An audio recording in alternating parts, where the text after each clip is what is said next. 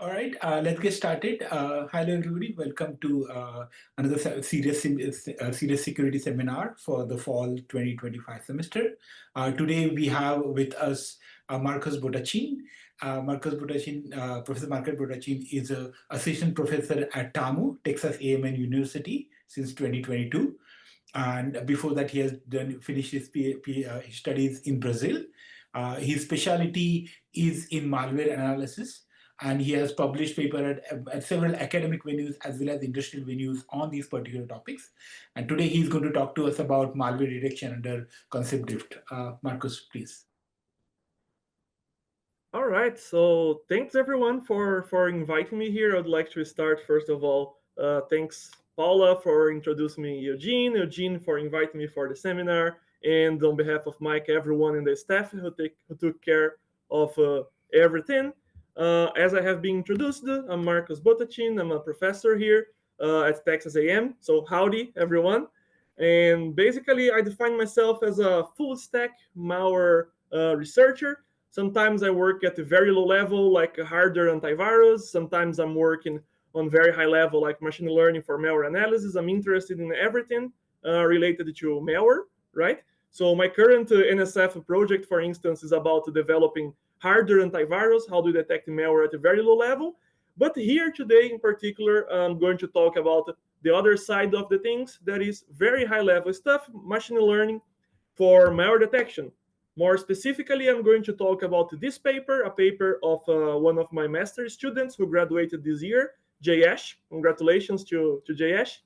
That was published earlier this year at the DINVA conference that talks about machine learning based malware detection, more specifically explaining drift events. So I have a long agenda to cover here, but I'll go straight into the topics to present what you're talking about. What you're talking about is concept drift and malware detection. So basically, we are talking about, as you can see in this figure, in detecting malware over time. So probably most people are familiarized with malware detection in this very specialized audience in this seminar, and specialized with machine learning models. So I'd like to talk more about the difference from traditional machine learning.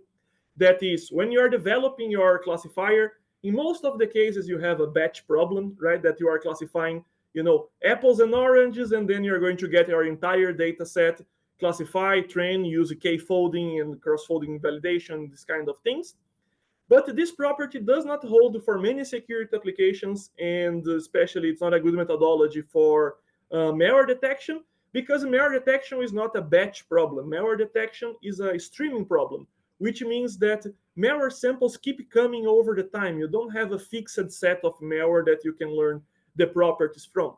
What the companies do is that they train their batches initially with all the data they have until a certain period of time, but they needed to keep detecting malware that comes over time in many, many years. So the correct way to do the experiment is not to simply mix everything in the same data set, in the same bucket, in the same batch, but to do a streaming experiment in which we train our malware detector, machine learning based malware detector, in part of the data, simulating the data that is available to the antivirus company, and then we stream the rest of the data, simulating what happens over the years, because this is the way that happens in the reality. The machine learning model is deployed to detect the malware that's going to be created in the future, and the model should survive to that. And here in our experimentation, we should do the same. So that's why I present this graph that you are seeing, that we have this vertical bar, and then all the samples in the left are the training set and the validation set that we learned before.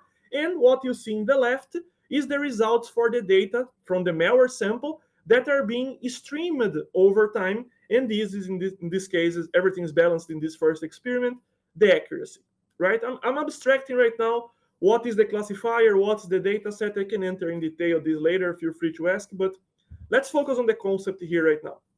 Because what I would like to talk about, I'd like to talk about the fact that if you are an antivirus company, if you have telemetry about your security problem, about the things that are going on, you are going to have all these peaks and valleys that you are receiving, that you are seeing in this figure. So this is happening if you are operating like a security operations center, a SOC, right? Basically monitoring how is the performance of your model. You have ups and downs depending on the malware samples in that month. As you can see, we have multiple beams. Multiple bins represent multiple months over the years. So basically, it depends on the month. Some malware families are more active than others, and you have ups and downs. But this does not tell the whole story.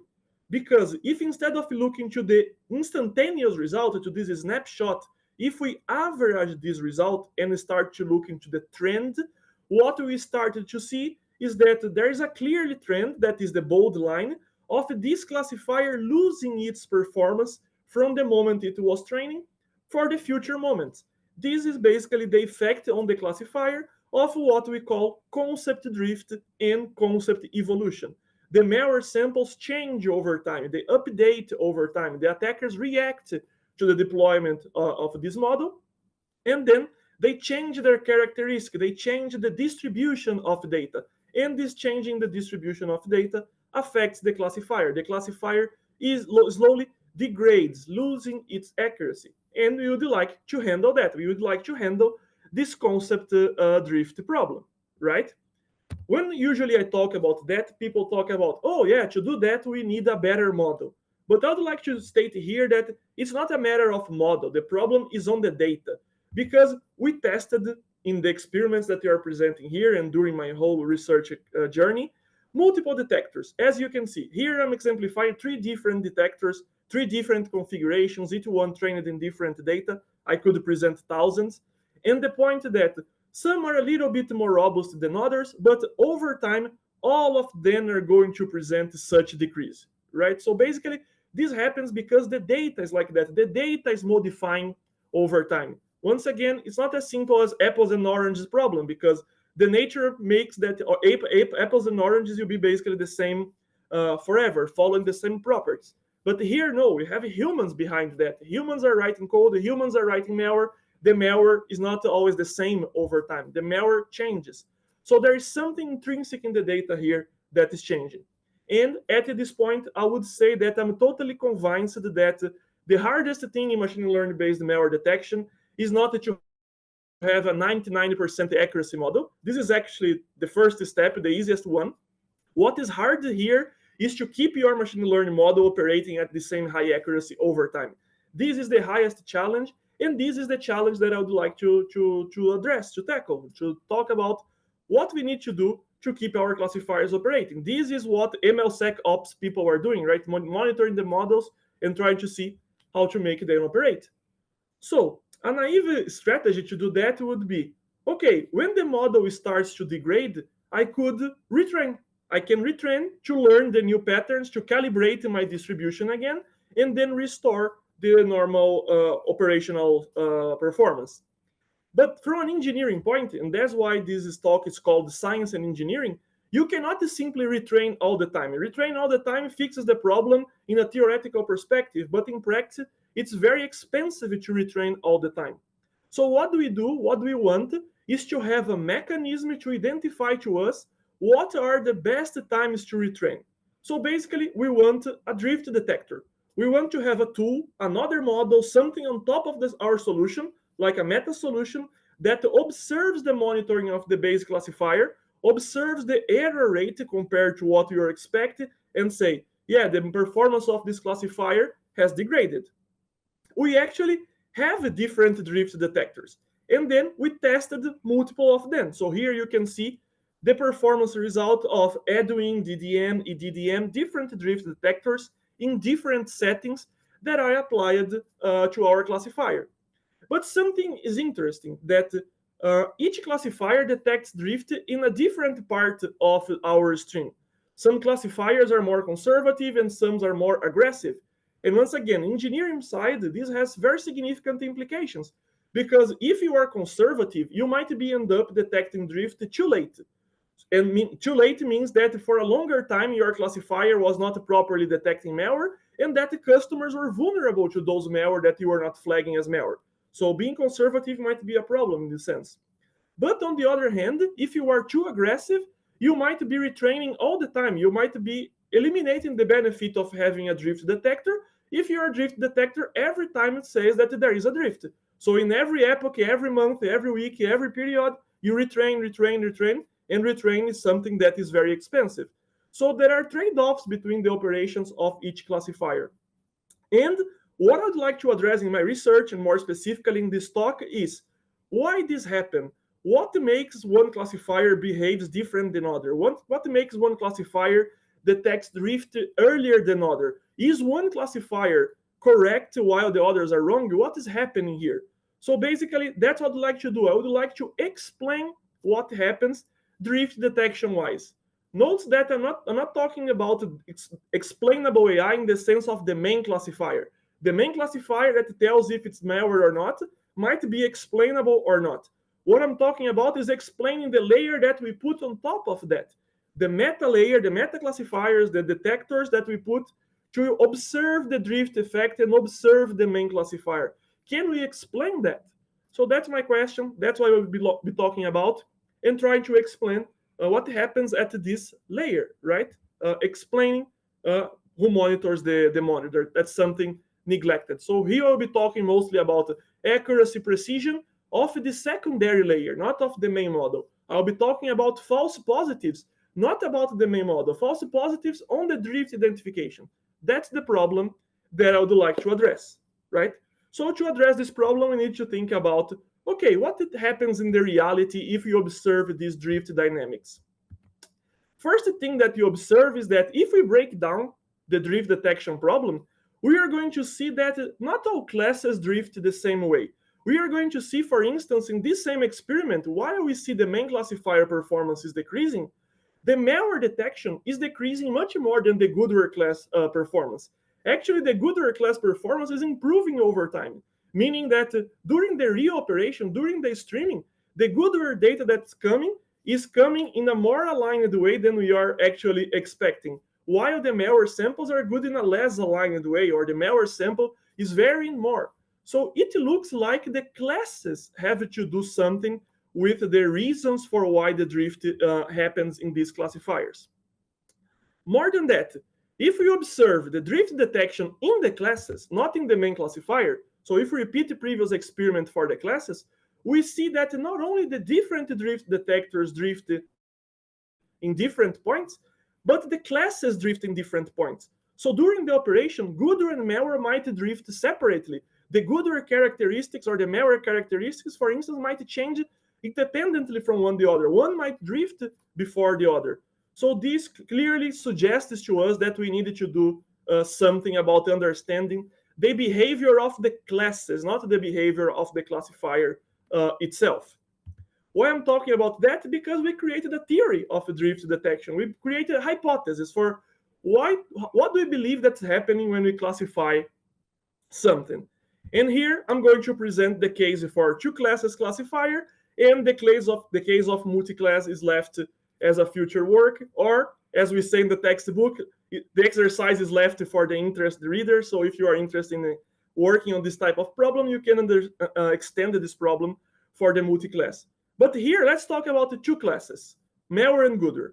What I'm proposing here is that we have two concepts here. We have actually, when you train a classifier to separate these two classes, we have the actual concept of what is malware and what is goodware, and then we have the frontier between the two classes, right? So when we train a classifier, my proposal is that, and among many other proposals in the literature that follows the same line, but it's basically, when we train a classifier, we are not necessarily learning the concepts that we are trying to learn, goodware and malware, but we might be learning the frontier.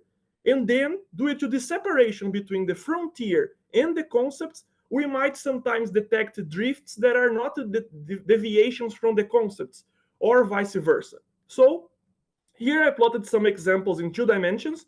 Once again, nonlinear classifiers work with multiple dimensions, but to visualize, let's stick to the 2D class. So in the first figure in the left, we see that we have the goodware and the malware classes, and their concepts are the circles, their concepts are the clusters. And then when we train a classifier, we might end up drawing a frontier aligned between the two classes, right? But once again, this frontier might not be aligned with the concept. So what happens is in the figure in the center, that some centers, some samples, some points are still belonging to the same clusters, but they are just in this big radius. But as you can see, there is no big deviation from the context. They are a little bit off the original circle, but they are still the same concept. There are no such big difference between the goodware and malware concept class. But if you are learning that original horizontal frontier, some of these samples are going to cross the frontier. Some of the samples that are actually malware are going to be classified as goodware or vice versa. And these will be triggered as a drift. And then you are saying that this is not a true drift case, because you are saying that what's happening here is that this is a frontier problem. The problem here in this case is not that the malware evolved. The problem is that we didn't learn a proper frontier. So what we do, we trigger a retrain. And the retrain is going to actually draw a new frontier, that is the diagonal one. The diagonal one is a better frontier that separates the two classes. So this also shows that when you are retraining classifiers, fine-tuning these classifiers, adjusting, we might fine-tune it to reposition the frontier, but we might believe that we are learning new concepts, when in fact we might not need. We might or not, depending on the scenario. And I would like to be able to explain this. If we have a mechanism to explain what is frontier and what is concept, we would be able to clearly tell apart one case from the other. And then we might spot true drifts. If we look into the third frontier, you are going to see that we have a bunch of samples that are actually going far away from the concepts, right? If we let the samples go, they are going to cross the frontier. So this is a case of a true drift, because the samples are actually going far away from the original concepts. So in the center case, it's a frontier problem. In the right case, it's a concept evolution problem. I would like to be able to differentiate from these two cases. So we are proposing this taxonomy in the paper. You don't need to read all these things here right now. I'm going to go a little bit faster. But basically, the idea is that we have types of drift detection. Type 1 is the traditional one that we started in the beginning. That's the most one that the people do when they do. Unfortunately, not all the works in the literature do, but the ones that do, they do the type 1. We have type 2, that is this idea that I'm introducing, looking each one of the classes. And we have the type 3, that as far as I know, we are the first to propose. That is this idea that separate the concepts from the frontier. This would tell us much more information. But more than that, not only the frontier and the concepts matter, the direction also matters. Because notice, we might have the first cluster that we are showing, and then these clusters might, the samples in this cluster might evolve in two directions. They might evolve towards the frontier, and they might evolve away from the frontier. So direction matters, because if a side effect of the frontier not be coupled to the concept is that if the concept drift happens away from the frontier, although the frontier does not perfectly matches the concept, the side effect of it is that the frontier is still robust to the evolution. So in this case, an evolution is happening. The new samples are different than before, but they are still following the same side of the frontier. But if the evolution happens towards the frontier, the samples might keep evolving towards the frontier, and then eventually they are going to cross the frontier and cause true concept drift to be detected. So direction matters, and by observing the direction, we can understand, we can predict if that concept evolution is going to lead to a concept drift or not. So we split also the type 3 drift in directional ways. If this concept change is within the drift, the cluster, the concept, it's going outside the concept but away from the frontier, or if it's going to cross the frontier. In this case, we can basically predict that a drift is going to happen in the future, and then we might early retrain or not. With this way, we create a full taxonomy of everything that might happen when we have a drift event. If it's a true drift, if it's a false drift, if it's an evolution with no impact in the frontier, evolution with future impact in the frontier, or if it is a false positive. If we are detecting a drift event, but there is actually no concept evolution, that's what actually happens in many works, unfortunately, because they don't pay attention to this fact. You might be thinking that, okay, how would we do that? Because, okay, I understand your idea. We separate the frontier from the concept. Beautiful. But how do we do that? What's the practical way to do that? And then we proposed an architecture to do that. And here is the first thing.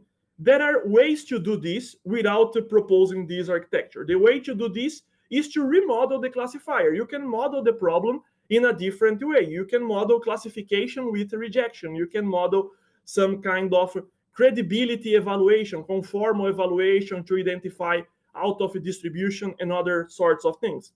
But once again, this is theoretical solution.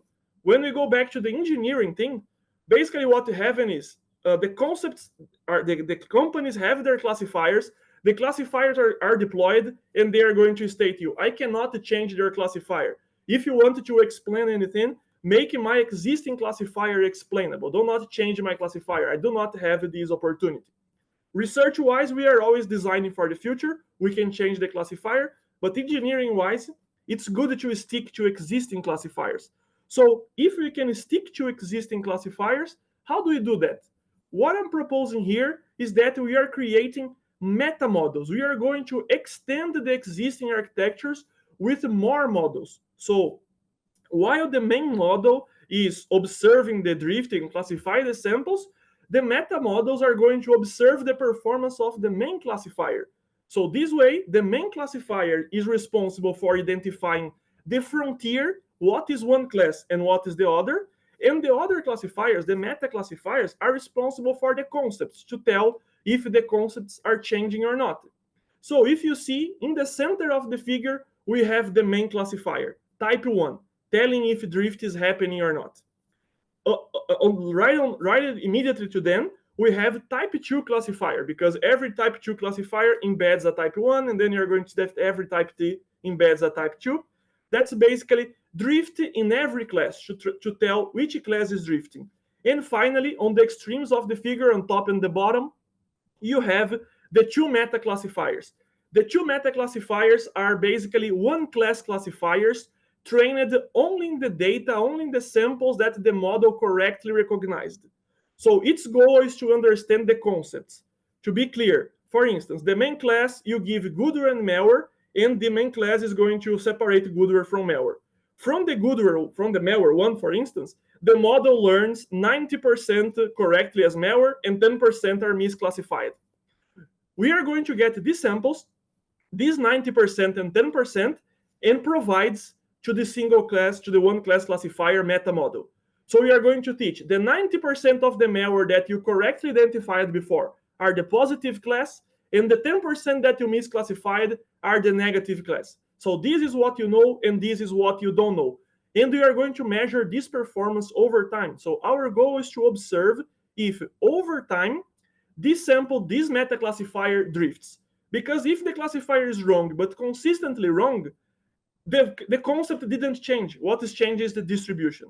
But if the classifier starts to make more correct or more wrong prediction at this level, it means that the classifier is observing like more samples that was previously known are right not correctly classified. So a drift in the concept is happening. So we are going to have now, to measure and explain drift, 5 different drift metrics.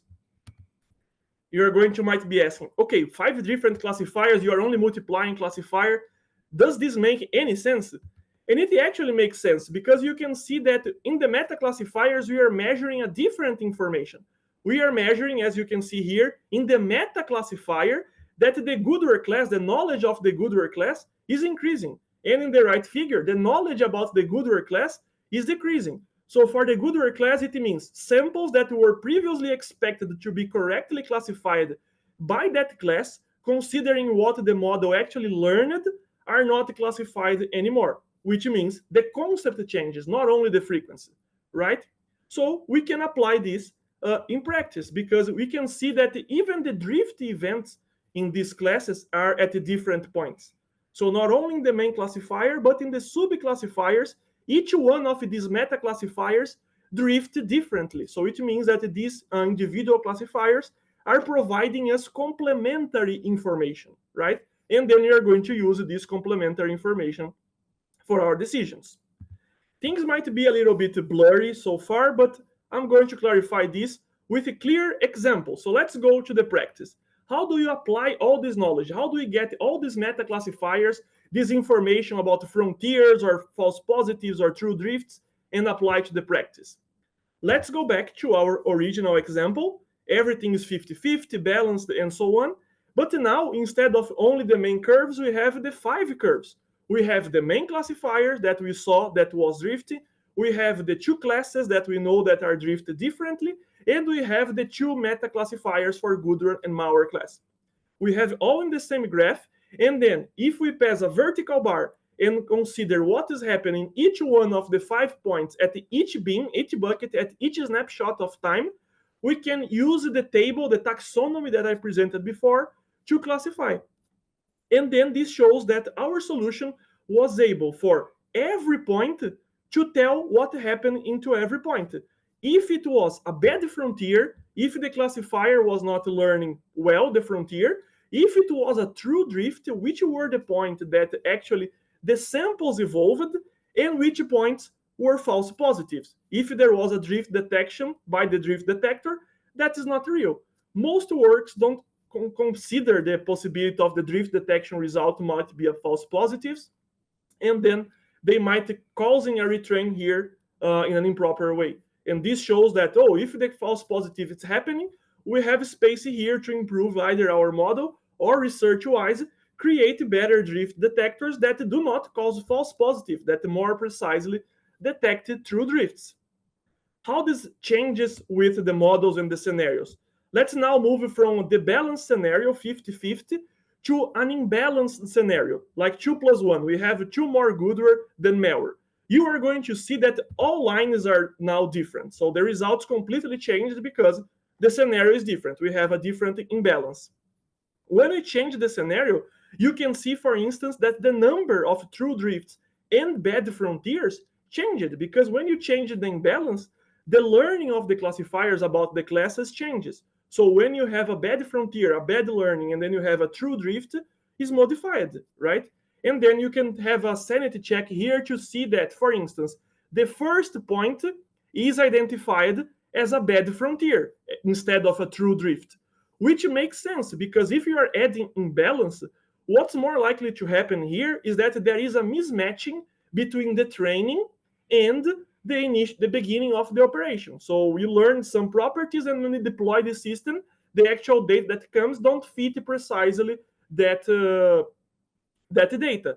This does not mean that the data is drifting. This means that the data in the deployment misaligns with the data from the training. So this is a frontier problem. Our classifier was not able to learn pretty well that frontier from one class to another. It does not mean that the concept changed. But after a few months, after a few buckets, we see that the first true drift happens. So after some time, yeah, it's true, it's possible to tell that, okay, now the samples are actually changing, right? So this is how it works. The only thing that we need to pay attention here is calibration, false positives. We have to calibrate our drift detector, the sensitivity, for not having false positives. And that's a step that most work in the literature are falling very fast right now, falling short, because they don't calibrate.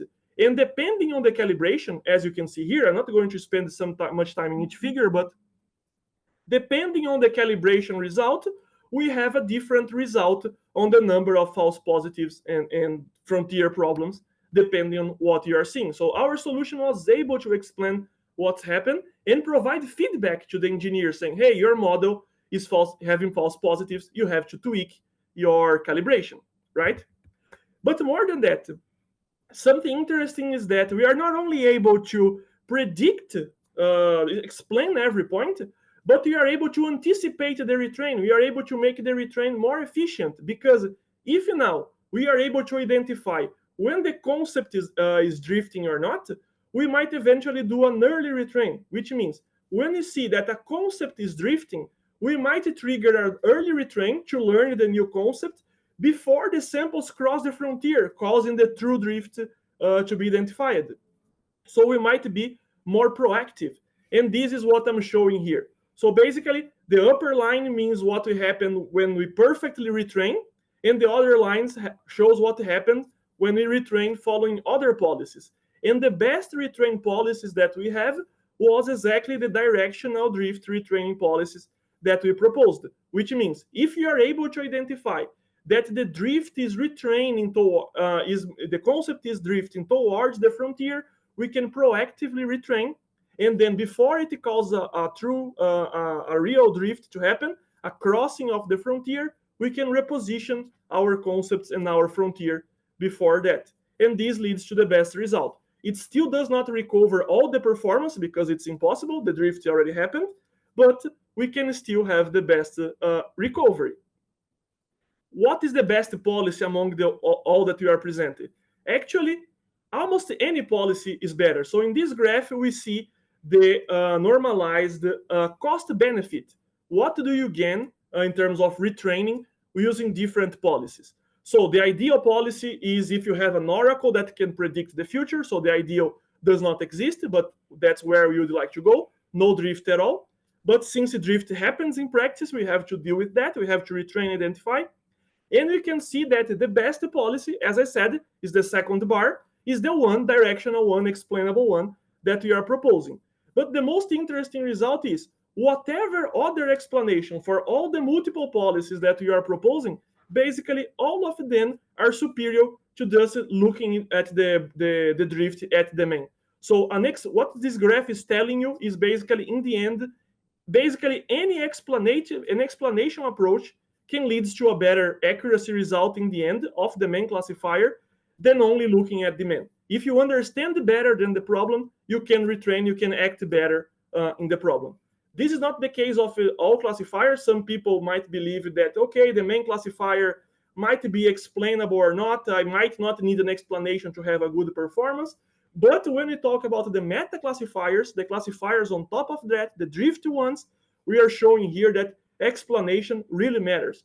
An explainable classifier actually enables you to have a much better retraining policy.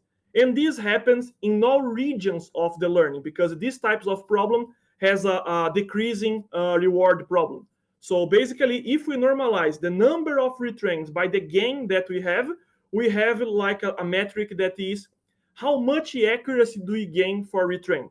So obviously, the first time we retrain, we have the maximum gain of accuracy, and then the other training, retraining, the other retraining points, we have decreasing rewards until we get the maximum accuracy possible. So for all these regions, considering only one retrain, two retrains, three retrains, like our budget of how many retrains we have, for all those regions, for all these budgets, our solution, explainable one, is the one that has the best cost benefit. That is the one that points you to the best point to retrain, and then you get the best performance increase considering that number of retrains.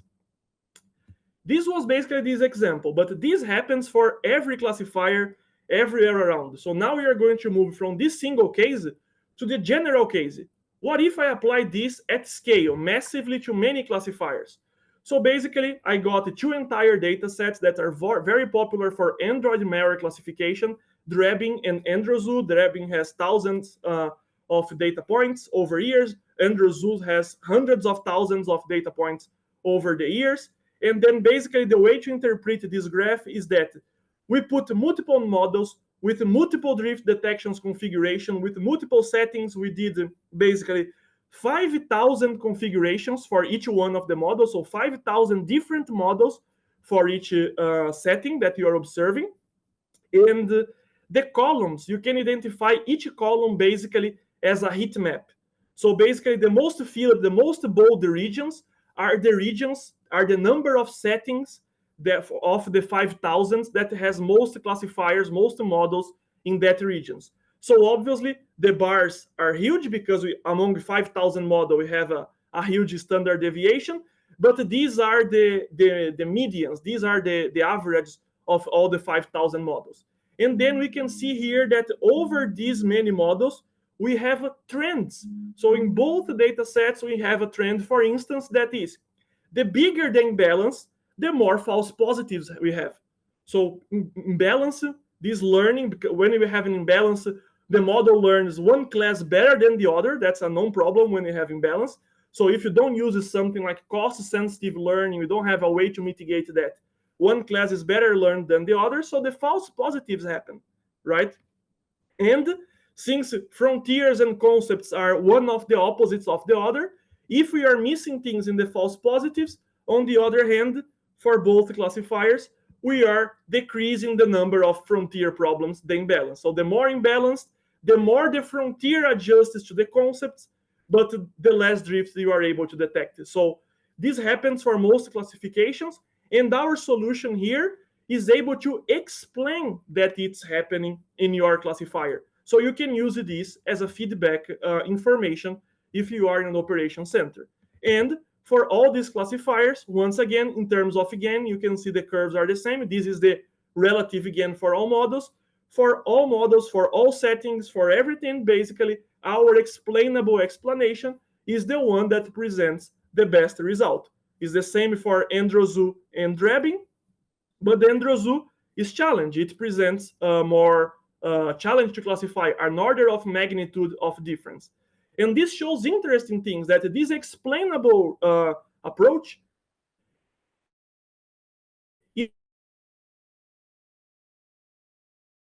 is bidirectional in terms of feedback. Your model, if your model is having false positives or not, but it can also, in the other way, if you fix a model and evaluates the data set, it can also evaluate the data set itself, telling which data set is harder than the other. So here, Androzu is harder to explain and harder to deal than Drebin. And this is expected because Androzu is really one order of magnitude bigger than Drebin. So this shows that explainability, even at this meta classification layer, is very, very useful as a feedback information, right? Okay, what are the drawbacks? Everything looks beautiful so far, everything works, everything is perfect, our solution is the best. What are the negative points? Well, negative points, for instance, is the, once again, engineering side, the cost. Because right now we are tripling the number of classifiers. Before we have one classifier, now to be explainable externally to the main classifier without change the classifier, we have to have 3 classifiers. So we have 3 times the original processing. One assumption is given here is that if you really care about the explanation, well, it's a trade-off. If you don't want to change your model, you have to pay the price. The price here is to have 3 times more processing, 3 times models, right? Computer science is all about a trade-off. We always talk about that solving the problems in a later design phase costs more. And I always ask, okay, costs more how? Give me an example. This is an example, right? So if your model was not created with an explainable way, you can turn it into an explainable, but you pay the price, 3 times more processing, sometimes even more. But what is good? The good part is if you normalize this cost, not by the total processing time, but how much each retrain costs, you are going to see that the multiple explanation types that you are providing are actually making the retrains more effective. So we started with 3 times more overhead, but the more we apply our concepts, type 2 and type 3 drift detection, the effectiveness, the cost decreases, because although we process 3 times more, we process in the right time, much more correct than before, and now the costs per retrain is actually decreasing. So absolute processing increases, but the cost benefit also increases, right? So the cost per retrain decreases, so explanation actually makes it relatively wise more efficient, right? Other problems that might happen. Well, multiple things might happen to talk about. For instance, we might discuss heterogeneous architecture. So far, I assume that everything is homogeneous, everything is well behaved. Once again, this is a first work, a first step towards a solution, but future work here, if you are willing to research in this area, heterogeneous architecture, to have the meta classifier in a different way than the main classifier, it's a possibility to go. Virtual drifts, when things happen, intra-class drifts, while 2 concepts vary between each other without crossing the frontier. Many of these problems happen, but I choose to finish this talk talking about the label delays that I'm going to explain in this figure. Because, as I said, to identify drift, we have a meta classifier that verifies if the result given to the classifier is the same as the expected one. How do we have an expected one? We should have a true label to compare to. But when we go to the reality, we will not always have true labels. Eventually, if we are going to wait to have true labels, in the reality, true labels are given by AV experts or by sandbox, this might take time, right? And this time might destroy the whole effect of this explanation. So I would like to talk a little bit, just 1 minute, about this paper, another one that complements what I have been talking about so far. That is, what's the impact of drift delays, the label delays? What is impact on the whole explanation of this whole drift? So once again, I will talk about the different metrics. So the left, we have the traditional metric that is precision over time. But my hypothesis is that this type of metric don't tell the whole story. They don't tell what's going on. To tell what's going on, we need a better metric, like the one we are in the right, that we call exposure, that accumulates the missing samples over time. We believe that to understand what's happening, we don't need to counter the sample only once. We need to counter the sample if you miss the malware sample every time, every day. Because if you miss the malware yesterday, that malware targeted the user yesterday, targeted the malware today, and targeted the malware tomorrow if you don't retrain and relearn. So this accumulation of results are going to lead to a graph like the accumulated one in the right. And the multiple curves that you have are the multiple models, multiple settings. And that's why I claim that developing another model is not the solution. This is not the hard problem. The hard problem is to keep this model working. How do we make the model working? With a good concept drift. So this graph shows clearly what is the magnitude of the concept drift scenario. It clearly shows that concept drift mitigation does not completely eliminate the impact of missing samples, because the samples that you missed, you already missed. It's not going to come back. But it significantly reduces the user exposures to future malware. And as you can see here, mitigating drift, in my view, and then according to this graph, it's much more important than just tweaking another model. What's the problem? The problem is that if this label comes delayed, well, the retrain comes delayed as well. So the more exposed you are. So the more delays, more exposed, and what happens is that the figure on the left becomes closer to the figure on the right. The more delays, more the exposure, until some point, basically, all the delays mitigated all the impact. Even if you have drift detection, the retraining happens too late that there's basically no gain. How do you compensate that? I'm not going to enter into all details, but pseudo labels. If you have labels that comes faster, these pseudo labels can help a lot. These pseudo labels are going to mitigate a lot the scenario. And where these two papers connect to each other, in the figure in the right, that if you are making the use of pseudo labels, we can see that we can lower the impact, but also the figures, the point, the symbols under each figure explain when the drift detection happens in the figure delayed one and with the true labels. We explain these points using the preview explanation approach. And then we can see that pseudo labels not only mitigate a little bit the impact of label delays, but they also they drift in a different way, as we can explain using the previous approach. So once again, more than developing the most powerful model, if you develop a good model for pseudo label generation, you are helping much more. That's how the science can contribute to the engineering of the problem, right? I will stop over here because I already talked a lot. I just would like to recap all these things to reinforce that is, pay attention to the concept drift. Sometimes keeping the classifier working is more challenging and more important than building another 99% model. Explanation helps. It allows explaining every point, but it also helps doing early retrain, right? Separating concepts and the frontier is a very important thing to do, so you can identify false positives. Calibrate your detectors to not have false positives, so you don't bias your results. Many papers in the literature are not calibrating, so they end up biasing. But you might have label delays. So if you cannot have a label-less approach, at least develop a good pseudo-label approach and make this approach explainable so you can make the best out of this model, right? A lot of content, but I expect I might have given a lot of food for thoughts for you. If you want, I will answer all your questions. You can reach me out by email, my social media, everywhere. Thanks once again for having me here. I'm here for the questions. Okay, thanks a lot, Marcus. That's very interesting question, and thanks for managing the material in 45 minutes. So we have some time for question. For everyone, please, you can type in your question in the Q&A part, or we can also uh, you can raise hand and we can see if we can bring it up, or you can type your question in the Q&A part.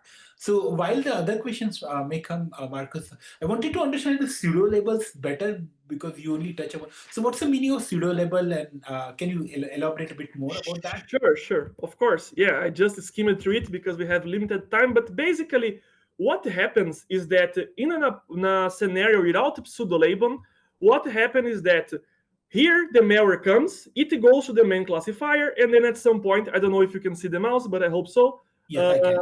what happens is that here you decide if this prediction is according to a true label, where the label comes from. For instance, from this side, that is a sandbox. So you have to actually first classify the samples, but in parallel run the sample in a sandbox to get the true label and to analyze if the prediction that you made earlier was correct or not, and then eventually you can fix. The problem is that we don't have the bandwidth to run 1 million malware samples every day in a sandbox, right? We don't have the resources or we don't have time. If we have the resources, the time might take weeks, and then this result arrives here delayed. So what they are proposing is we need to have a solution that put in the middle to bridge the gap. This solution is called pseudo labels. They are going to act as temporary labels between the labels assigned by the classifiers and the label that will be truly assigned later by the sandbox. So what we need is something in the middle to bridge the gap between the weak classification power of this classifier compared to a true sandbox, but also that is faster than a true sandbox that's very slow compared to this classifier. So if we have something in the middle, we could use this pseudo label as a placeholder, and eventually we can start verifying if this classifier is actually correct or not by using this pseudo label, already triggering early retrain even before this second classifier tells us that it was correctly misclassified or not. So this is basically proactive, speculative retraining proposal. And what is the proposal of this? This is another classifier. We can enter into another talk, but basically that's what I believe that we should be focusing on developing. Not necessarily strengthening this classifier or strengthening this classifier, but the development that would have happen more is a classifier in the middle that is able to have these properties.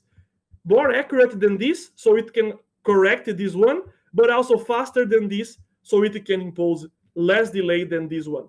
So this label is temporary. That's why it's called pseudo label.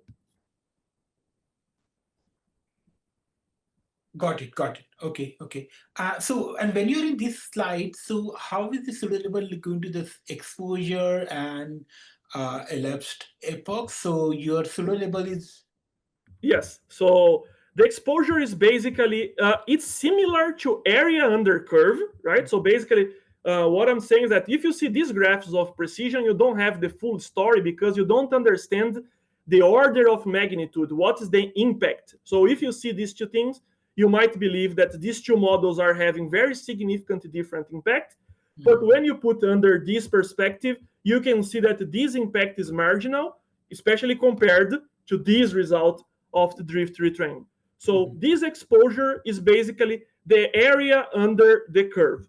But it's not simply the area under curve in each moment. It's the area under curve accumulating all the previous cases. Because if in a given day, let's see, this day, you missed a malware sample, if you don't retrain in the future to capture this malware sample, this same malware sample will be threatening users every day. So what I'm saying is we should account for this malware sample every day because this malware sample is every day targeting users. And if you reach it, let's say at this point, and then you retrain at this point, we should count that sample between the point it was misclassified first until the point it was misclassified last. So basically, we accumulate all the previous results in this metric called the exposure. When we do this, we exponentially see the significant result of the drift detection because the drift detection, when it retrains, it not only detects more newer malware samples that are going to come in the future, but also the retrain causes previous samples that were misclassified to now be correctly misclassified. So they don't count twice here, causing all this gap. So my point is that this way is much more visible. What is the impact? The drift impact is much bigger than the impact of tweaking, fine-tuning the model. So our priority in development engineering-wise should be in focusing on concept drift because it clearly causes more impact. Cool, cool. Yeah, thanks a lot. Thanks. Let me just check if there's some question that I missed. Yeah, I know I gave a lot of information. They need some time to digest all this information. Don't worry. Take a look. The paper is available. I can make the slides available, everything available. If you have time, if you have questions later, feel free to drop me an email. I'll be really happy to answer every detail. Indeed, indeed. So yeah, thanks a lot again for talk. I do not see any further question here. So, but thanks a lot again for talk. And for the students, you can reach out to Professor Botachin for any emails on any question that you have regarding his research via email. Thanks again. Okay. So email was on last slide. Can you show the? Oh, sure, of course.